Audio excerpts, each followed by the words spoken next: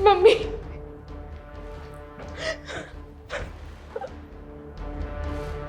मुस्कान, क्या हुआ बेटा?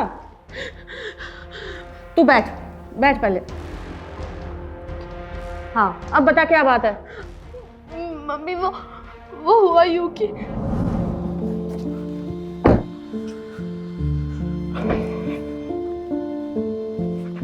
मुस्कान, तुम मेरे साथ कहाँ जा रही हो? आपके साथ आपकी मीटिंग में। क्यों, मैं नहीं चल सकती क्या?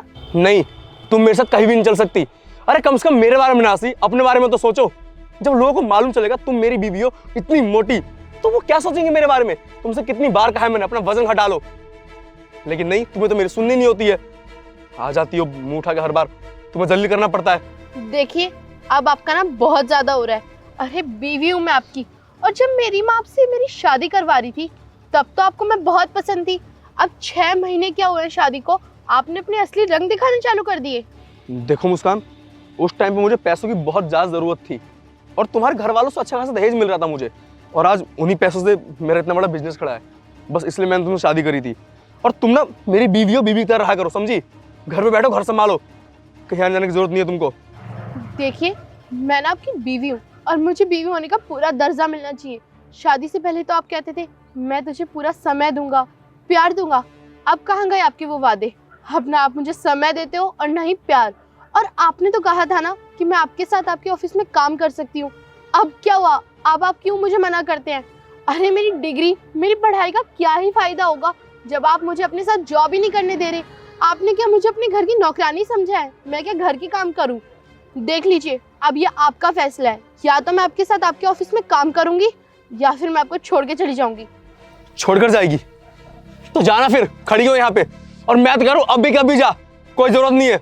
और दोबारा मेरे घर में आ मत जाना, समझी? अब जा यहाँ से।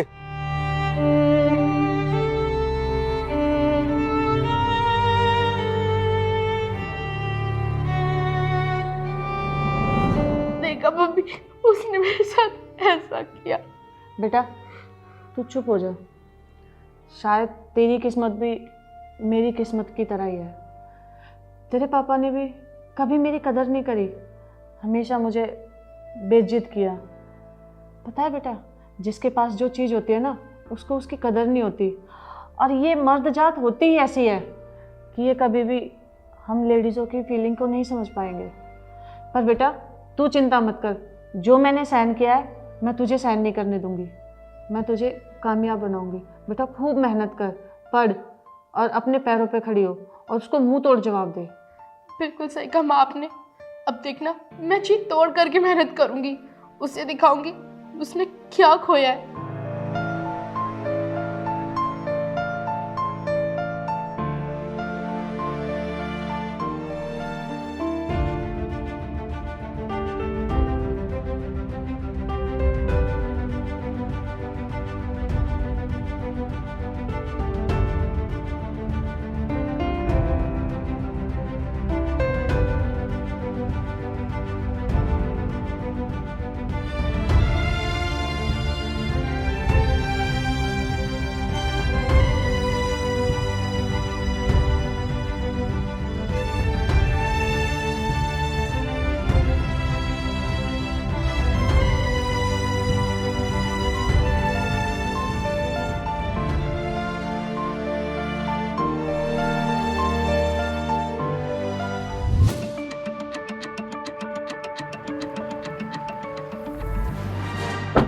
अरे मुस्कान, तुम यहाँ पे? और ये गाड़ी? एक्सक्यूज मी, आप कौन है भाई साहब? मैं ओमेस गैलेरिया का मैनेजर हूँ और आज मेरी बॉस यहाँ मुझसे मिलने आने वाली है। क्या ना, मैंने बहुत मेहनत की है, मेरा प्रमोशन होने वाला है, तो बस मैं अपने बॉस का वेट कर रहा था। और ये मेरी वाइफ है।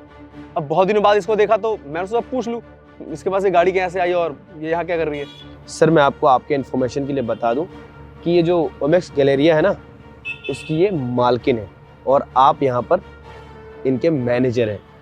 व्हाट? ओमेक्स गैलेरिया की ये ओनर है? ये आपको यहाँ पर प्रमोशन के लिए नहीं बुलवाई है, बल्कि आपको अपनी कंपनी से डिसमिस करने आई है। समझे सर आप? मुस्कान, मैं कुछ समझा नहीं ये सब। अरे तुम समझोगे भी कैसे, क्योंकि तुम तो पैसों की आग में अंधे हो रहे हो। तुम्हें अपने आगे कोई कुछ दिखता ही नहीं है, जैसे कभी तुम्हें मैं नहीं दिखी। पर आज देखो, मैं तुम्हारी बॉस हूँ और हाँ, क्या कह रही थी अभी तुम मेरे पति हो। पति माय फुट। ऐसे पति होने से अच्छा ना पति ना ही हो। अरे कभी तुमने मेरी कदर ही नहीं करी और अपने आप को मेरा पति बता रहे हो। मैंने ना दिन रात मेहनत इसीलिए करी ताकि मैं तुम्हें नीचा दिखा सकूं, तुम्हें सबक मिले कि तुमने मेरे साथ क्या किया। तुमने कभी मुझे कुछ समझा ही नहीं क्योंकि तुम तो पैसों की आग में अंधे हो रहे थे। मैम वो मीटिंग के लिए लेट हो रहा है तो प्लीज चलिए ना। चलो। मुस्कान सॉरी। मुस्कान, मुस्कान मेरी बात तो सुनो। मुस्कान मेरी बात तो सुन लो एक बार। मुस्कान आई एम